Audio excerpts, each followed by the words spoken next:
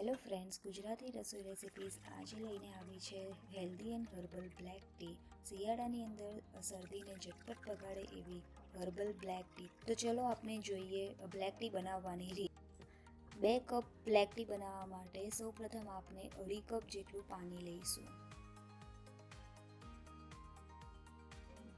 અહીંયા આપણે ગેસનો ફ્લેમ લો રાખીશું. ત્યારબાદ તેમાં 5 થી 6 વાટેલી ઇલાયચી ઉમેરીશું. તુલસીના પાન શરીર માટે ખૂબ જ ગુણકારી હોય છે, તે માટે તેમાં 5 થી 6 તુલસીના પાન ઉમેરીશું. અહીં આપણે ખાંડની જગ્યાએ ગોળનો ઉપયોગ કરીએ છીએ, કારણ કે ગોળ એ શરીર માટે ખૂબ જ હેલ્ધી છે. હવે આપણે અડધી ચમચી વાટેલું આદું ઉમેરીશું.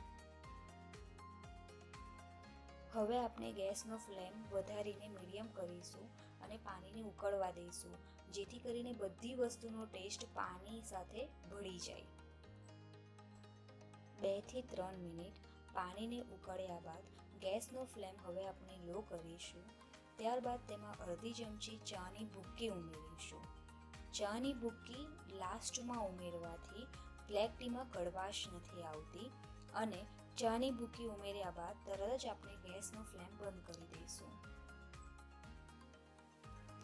હવે આપણી healthy and herbal black tea તૈયાર છે, તો તેને ગરમીથી ગાળી લઈશું.